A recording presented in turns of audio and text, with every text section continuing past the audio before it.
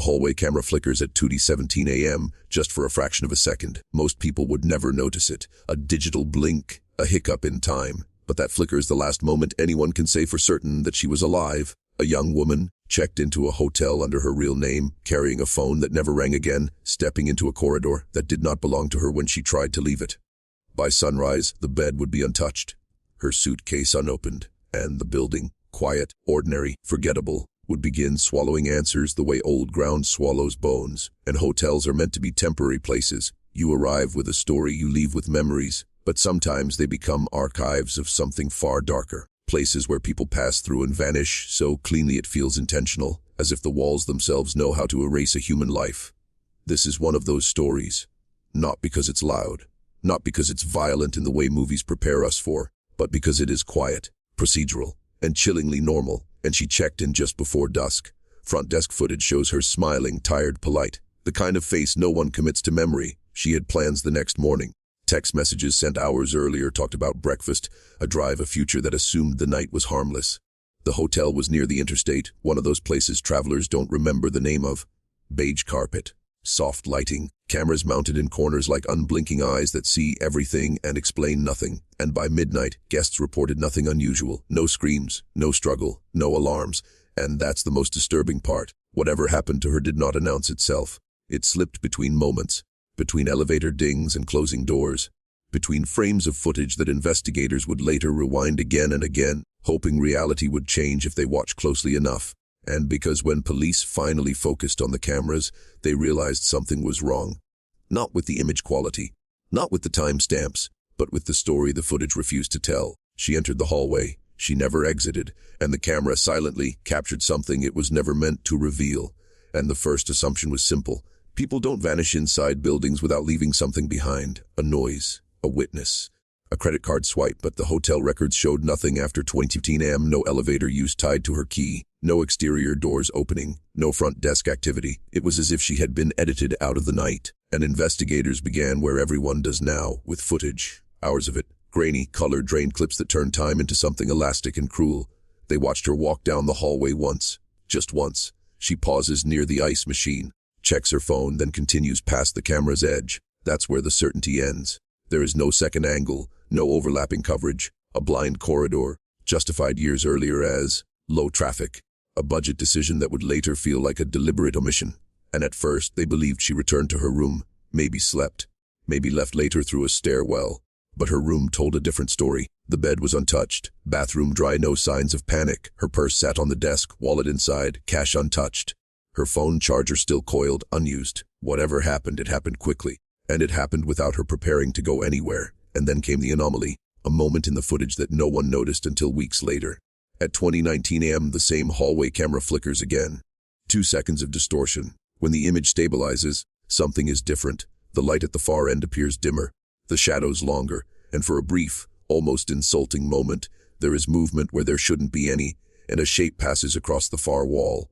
Not a person walking through frame, not a reflection, a shadow moving against the direction of the light. Investigators slowed it down, frame by frame. What they saw didn't clarify anything. It deepened the unease. The shadow widens, then narrows, like something being pulled. And hotels are designed to absorb noise. Thick walls, carpeted floors, white noise humming through vents. A place where sound dies before it reaches help. And suddenly, the idea that someone could disappear there no longer felt impossible. It felt engineered. And the question was no longer where she went. It was how many times something like this had already happened and been forgotten. And by the third day, the hotel stopped feeling like a crime scene and started feeling like a confession that wouldn't speak. Investigators walked the same corridors over and over, counting steps, testing doors, standing still in places where time seemed to hesitate. They measured distances between cameras and realized how easy it was to disappear between them. 7 seconds. That was all it took to move from one blind spot to another. 7 seconds where anything could happen and nothing would be recorded. And staff interviews revealed patterns no one wanted to acknowledge. Late night maintenance requests that were never logged. A security guard who sometimes worked double shifts, sometimes not at all. Housekeeping staff who avoided one particular service corridor because it felt wrong. These weren't facts that held up in court.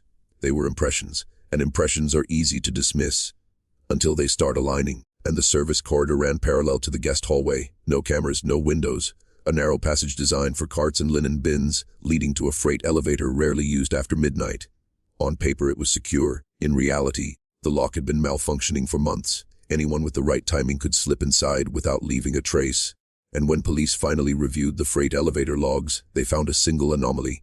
A brief power interruption at 2:21 a.m., not long enough to trigger an alarm, long enough to reset the system. After that, the log resumed as if nothing had happened. A clean break in the record. Another erased moment, and friends began speaking to the media. They talked about how cautious she was, how she always shared her location, how she didn't trust strangers easily. These details were meant to comfort, but they had the opposite effect. Because this wasn't recklessness, this was vulnerability intersecting with opportunity. And then there was the call. A guest on the same floor reported hearing something that night. Not a scream, not words, just a sound like furniture scraping followed by silence. At the time, they ignored it. Hotels are full of strange noises. People move on. That's what these places rely on. And by the end of the week, the hotel reopened. New guests checked in. Fresh sheets covered the bed she never slept in. The hallway camera kept recording. Life moved forward, as it always does. But somewhere in that building, between walls designed to forget, the truth was still trapped, waiting for someone brave enough to keep looking. And time did what it always does in cases like this. It didn't heal, it buried. Leads went cold, headlines faded, and the hotel's name slipped back into anonymity. But behind the scenes, the footage never stopped being watched. Analysts, consultants, private experts, people whose careers are built on noticing what others miss, kept returning to those same hours between 200 and 300 a.m. Because the cameras hadn't lied, they had simply told the truth in fragments. And someone noticed it months later. Not a shadow this time, but timing. At 2:18 a.m., one camera on a lower floor shows a man exiting a stairwell. He isn't a registered guest. No luggage, no room key used before or after. He pauses, looks directly up at the camera, then adjusts his jacket in a way that feels practiced. 30 seconds later, the feed cuts briefly to black. When it returns, he's gone, and the hotel claimed it was a glitch. But glitches don't usually line up with human behavior. And when investigators cross-referenced staff schedules, they realized something else. That stairwell access was supposed to be restricted after midnight. Only employees had clearance, only people who knew the building, and a former maintenance worker came forward anonymously. He talked about how certain cameras were known to lag during brief power fluctuations, how easy it was to trigger one if you knew which circuit fed which floor. He didn't accuse anyone directly. He didn't have to. His words filled in gaps the footage couldn't. And the most disturbing discovery came from the audio, not from the hallway camera, but from a fire safety recorder installed years earlier. It wasn't meant to capture conversations, just ambient sound spikes. At 29 a.m. there's a spike, low frequency, sustained, the kind associated with pressure against a surface, a door, a wall, a human body, and it lasts 9 seconds, and no screams, no voices, just resistance, and then nothing. And this is the moment the case stopped being about a missing person and started becoming something else entirely. Because someone hadn't just taken her. Someone had understood the building well enough to make it help them. And once you realize that, you start asking a far more terrifying question, and how many places like this exist? And by the time the public learned about the audio spike, the story had already shifted into something heavier, something harder to sit with. This wasn't a crime of impulse. It was choreography.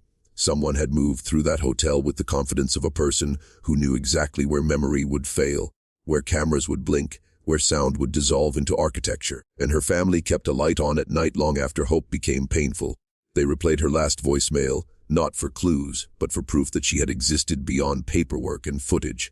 Her mother said something once that never made the news. She said, "It feels like she fell into a crack in the world," and maybe that was closer to the truth than anyone wanted to admit. And the case file grew thick with maybes. Maybe she was lured. Maybe she crossed paths with the wrong person at the wrong second. Maybe the hotel wasn't the setting but the weapon. Investigators mapped similar disappearances along highways, places designed for people who don't stay long and aren't meant to be remembered. Patterns emerged, then dissolved like chalk in rain, and what haunted analysts most was the lack of chaos. Crimes usually leave fingerprints of panic, mistakes, noise, witnesses who almost saw something. This left none, which suggested practice, or worse, permission, a system that didn't just allow disappearance, but quietly assisted it. And years later, when true crime communities dissected the footage online, they noticed something no official report mentioned. At 20:17 a.m., just before she exits frame, she hesitates, barely a step, as if she sensed something behind her, as if instinct tried to speak, and was ignored because we're taught to doubt it. And if you're still watching, you're already braver than most. Tell us in the comments, what would you have done if this was your bloodline? And because that's the final cruelty of cases like this, they don't just ask what happened to her. They ask how safe any of us really are in places we're told are neutral, temporary, harmless. And once that question lodges itself in your mind, it never really leaves. And there is a moment in every unresolved case when silence becomes intentional, when institutions stop returning calls, when documents arrive redacted not for safety, but for convenience. This case reached that moment quietly. No announcement, no closure, just the slow withdrawal of effort, as if the truth had exceeded what anyone was willing to hold. And the hotel changed ownership 2 years later. New signage, renovated lobby, cameras upgraded, though no one could explain why certain angles were still missing. The service corridor remained off limits to guests, sealed behind a keypad that now worked perfectly. Progress, they called it. But progress never answers questions. It only makes them harder to ask. And a private investigator retraced her final hours using cell tower pings. Her phone stopped transmitting at 20:20 a.m., not powered off, not dead battery. Disconnected, as if it had been sealed somewhere signals couldn't escape. Underground, encased, or carried far enough, fast enough that the system simply lost her. And one detail resurfaced years later, buried in an old maintenance report. A complaint about the freight elevator drifting slightly below floor level when stopping, just enough to create a gap. Just enough for something, or someone, to be moved without being seen from the hallway. It was marked, non-critical, closed without follow-up, and people want monsters in stories like this. A face to fear, a name to curse. But the most disturbing truth is simpler. Monsters don't need fangs when they have familiarity. They don't need violence when they have access. And they don't need silence when the environment provides it for free. And her case is still technically open. A phrase that sounds hopeful until you realize it mostly means inactive. Somewhere, in a file drawer or a forgotten server, her name waits for a reason to matter again. And the building, still standing, still hosting families and travelers, continues doing what it was always designed to do, and let people come, and let people go. And never ask too many questions about the ones who don't. And there's a reason stories like this linger long after the files are closed. It's not because of what we know. It's because of what we're forced to imagine filling the gaps. The human mind is not built to accept clean disappearances. We look for struggle, for mistakes, for something messy enough to explain the loss. When none appear, the absence becomes its own kind of horror, and some nights, former guests still post reviews online. They mention the quiet, how the halls feel longer than they should, how sleep comes slowly, if at all. They don't know her name, they don't need to. Places remember things even when people don't. And sometimes, that memory leaks out as discomfort, as a feeling you can't explain but can't shake either. And her family still marks her birthday. They set a place at the table. Not because they expect her to walk back in, but because erasure is the final crime, and they refuse to participate in it.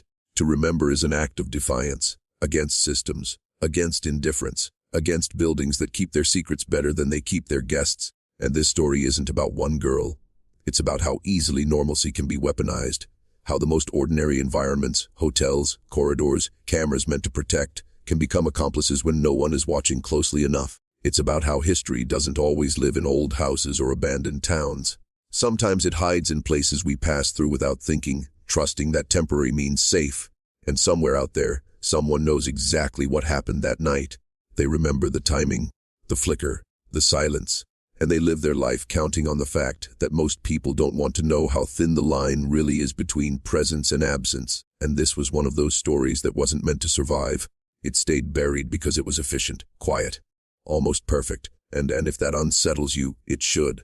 And because the most terrifying truths in American history aren't the ones carved into monuments, and they're the ones still checking people in.